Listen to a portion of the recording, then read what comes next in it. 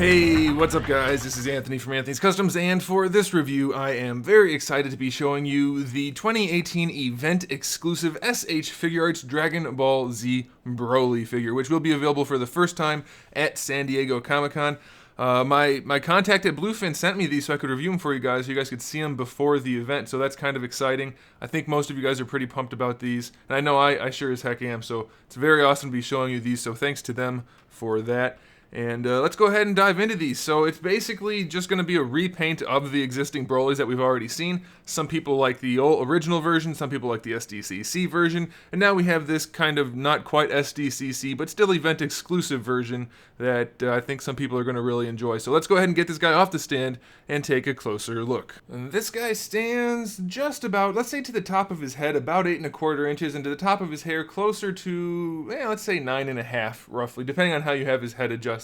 That'll vary, of course, a little bit. We have about 20 1/2 centimeters to the top of the head and about 23 1/2 to the top of the hair. So this guy is definitely massive. And if you guys have seen my previous Broly reviews, then you know that. And you'll see at the end, I'll have him in some photos with some other guys so you can see. But he's humongous, and that's pretty awesome. You guys should probably also note that I did really enjoy the last two versions of Broly. If you want to check out their reviews, they will be up there.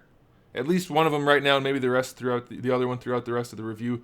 But either way, this guy is basically the exact same figures though, so we're going to run it kind of quickly, just because it's mostly a repaint. Now that repaint, you're probably wondering, is it any good? And here's the thing, some of the DBZ figures, or DB figures, have been lacking in shading lately. This guy is not one of them. All of his skin tone is shaded. I mean, where it's appropriate, it's shaded, so that's good. It's not just thrown about. We have it throughout various recessed spots on his body, and it looks really, really good. His little skirt thingy is also shaded very nicely. It's kind of this, I don't know, mauve color with a darker purple shading throughout, and they did a really nice job with that. It's particularly apparent here in the back. Now these are separate pieces, so the shading doesn't line up perfectly, but it's okay. And then we do have shading for his pants, which are kind of like a tannish gray, and then the shading is a little bit more of like a bluish gray on top, which gives it a really kind of cool look. And then we have the shading in the hair, which is really nice because the hair is kind of this key lime pie color. Then we have more of a neon green going on in like the recessed spots. But the really cool thing about this, and I'm not sure you're going to be able to tell, but I'm going to try to show you anyway.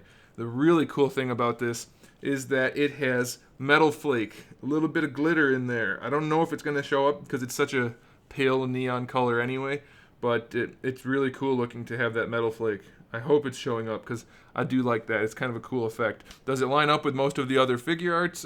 No, I don't think any of them had a metal flake. Glitter, essentially, if you're not sure what metal flake means, it's basically glitter. Glittery look going on. Now, of course, it's super fine, so don't worry. It doesn't look like a kindergarten art project. Very nice, though. And then we do have the gold throughout the rest of the figure, and it is just a very, very nice metallic gold. It is just gorgeous. Very well done. Same thing with the gems. There's a little bit of gloss on top of that to give the appearance of it being a gem. I do believe it is just painted glossy metallic though, so that's okay by me. It looks nice. Same thing on the chest and the belt. Very, very pleased with the overall aesthetic of this guy. Let's go ahead and run through the accessories, even though they are the same as before. We have 3 different faces. The one neutral face that comes on him in the package, one smirking face, and one yelling face. And I do really like the faces on this guy. They're very nicely done. We have a total of 6 different hands, 2 fist hands that come on him in the package, 2 kind of clenchy, gripping, angry energy effect hands, and then 2 wide open palm hands for like your blast effect or something like that. We do have his 3 green blast effects, which are nicely done, have various peg holes in them for display purposes, and we get a display stand which will support the figure, though he's huge and it doesn't work that well, and it will support his blast effects. So that's very nice. Now before we get into the articulation, let's go ahead and talk about the differences across the 3 figures. It's like I said, it's all just paint. So here's the original one.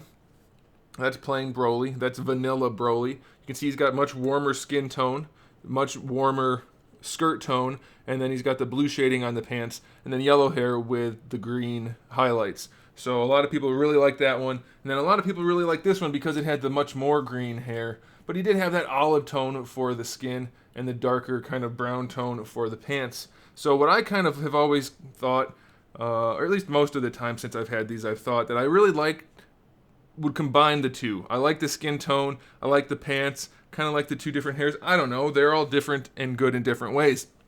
And obviously, this guy falls somewhere in between. The skin tone basically is a perfect gradient. Other than this one having a little bit of that yellow in it, it kind of goes from really warm to medium warm to kind of muted color, so that's okay. The skirts are almost the same on these two guys, though this one's a little bit warmer. This one's obviously very much more purple. Same thing for the boots.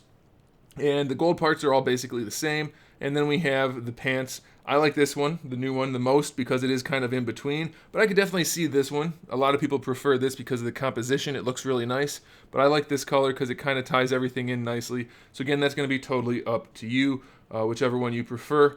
So the only other thing that's kind of noticeably different we have to compare, we have to look at his ball. So the original two BROLYs had this color ball. It was kind of a neon green, kind of a little bit more saturated, a little bit darker than your average neon green, but it's quite vibrant, and that's why I say neon. And it has the white shading on there, and it's basically the same across both of the original two figures. And then for the new one, his balls are a lot lighter color with a lot more of that pearly paint job, which looks really cool. That's going to catch the light nicely and give it kind of a glowing effect. So I do like that. Instead of having the white shading on there, it's got the pearl overcoat, and that's very cool looking. So that's pretty cool. And that's it for the differences. So let's go ahead and we'll run through the articulation really quickly. So you might notice that BROLY has a very tiny neck relative to the rest of his body, and he's got a very tiny head. So he's got a weird kind of double jointed neck articulation, which is useful in posing him, though you're going to have to be careful because it only works obviously at some angles. Got essentially a double ball hinge, so you can raise the whole thing up and do weird things like that, and it's going to look super weird at certain angles, but it will allow you to give him the option to look down or to look up or to look side to side. It helps. It's awkward and sometimes cumbersome, but it does work. You can check my other reviews if you want to see more depth, but it's fine. It's a double ball hinge with swivels on either end, so that's okay. Put that back together.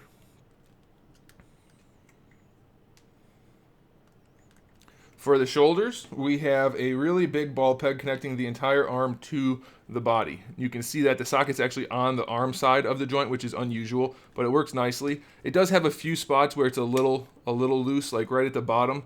That ball peg doesn't quite hold it, but it does hold very well in general. And the cool thing is, if you do find one of those loose spots, this joint isn't loose, so you can use that and use them in conjunction. So right there, it doesn't work. But if you raise it up, it does, and then you can lower it like that. So you have plenty of options, and these giant heavy arms do work. And in fact, this is one of their better setups for shoulder articulation because the ball of the shoulder itself is the same size as the hinge, and it fits inside the socket. Well, I mean, there's no socket there, but it works. Rather than sometimes they put the ball hinge inside the shoulder, and then you're limited by the hinge inside the shoulder because the hinge is smaller than the shoulder. This is really, like, look at that. That is just great. Fantastic. Love that. Would it be better without a few flat spots? Yes, but you can easily work around those with the two joints. So that's really, really nice. This guy is really not hard to pose at all. It's a very satisfying figure to own. We have our standard bicep swivel, double jointed elbow, better than 90 degrees. One of their better looking elbow joints too. It's interesting to me how effectively they designed BROLY. We've seen so many issues on so many smaller, relatively easier to design figures. And this guy, with all of his mass, just works wonderfully. We have ball pegs for the wrists, so you get pretty decent range there. For the torso, let me see if I remember. I believe there's a hinge in there. Yeah, it feels like a hinge and a ball peg. Maybe I never knew for sure, because you can't really look inside, and I've never taken him apart because he's too hard to come by and too awesome. But it's at least a single ball peg and a hinge. Maybe it's a double ball peg, but you get decent range out of it. You can lean forward, and then if you use it in conjunction with the lower torso ball peg, you can move him around pretty well. He's a little cumbersome in the waist, but it can be done. You want to be careful, though, because even though this is a floating piece, it is darker colored, and it does have paint on it, so it could rub off onto the stomach, so be extra careful with that. He's a little limited in the torso. He can lean back nicely. Leaning forward's not quite as easy, but it's still overall an effective joint. It's just not great, so I have to be honest, it's not the best joint in the world. I just chalk that up to him being bulky, and I guess they had to sacrifice something somewhere. But with the two joints, you can probably get him posed well enough. Like, that's almost 90-degree rotation, so that's okay. I'll take it. And this piece does spin around. And we have a little tiny ball hinge for the skirt flap in the front. This is easily the worst part of the figure. I don't like the way the skirt is handled because you have it sculpted on here and it's a cut for this piece. It's just kind of awkward looking, and it doesn't pose very well. There's another ball hinge down there. they just move enough to get out of the way, which is fine. And once you pose it, you're not going to notice it so much. I just really, really hate this on the front of the figure. It would have been, I think, better if they had somehow figured out a way, and it could be done. This could be a separate piece connected to the belt, and the skirt could just tuck in under that. So this would be one piece, this would be one piece, and this would be underneath rather than on top. It could be done either way. It's not a deal breaker, but it is a little bit annoying. For the hips, we have our standard ball peg. There is a hinge on it, so we have our hinged ball peg that you're used to for the classic Figuarts. It's a little floppy side to side on this leg, on the ball peg part. I don't know if that's just because the mold's been used enough now and it's running out, or mine just happens to be loose. That's a risk you run with straight ball peg joints like that.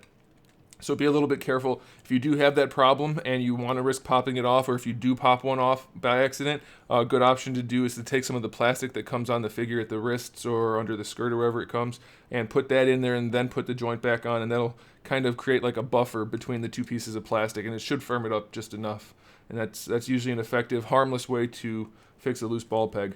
You do get a thigh swivel out of that, plenty of good range. Double jointed knee, one of their more effective knees. It's still not the best design in the world, but easily one of their better knee joints. They've made so many ugly knee joints, it's odd to me that, again, the biggest, bulkiest one is probably the best one. It's very nicely executed. I like it. They even did the shading through the knee joint, so that's awesome. And then lastly, we have our ball hinge ankle. It doesn't afford too much range, but it's, I guess, okay. Relative to the other Dragon Ball figures, it's about average. So it does lean back a little bit. It does lean forward a little bit. You have a decent toe hinge, and then you can rotate it around for a little bit of an ankle rocker, but not much. So that's about average, like I said, with the other Dragon Ball figures. So there it is. There's our event-exclusive Broly. Is it better? Is it worse? That's really just a color thing, so that's going to be a completely personal preference. It is executed at least as well as the other ones, though, so that's really what my job is here, to tell you how well they did it. And I really like the way they did the shading. It's just going to come down to what colors you like. So there you go. And again, I don't know about the ball peg for the hip. That could be uniform or universal.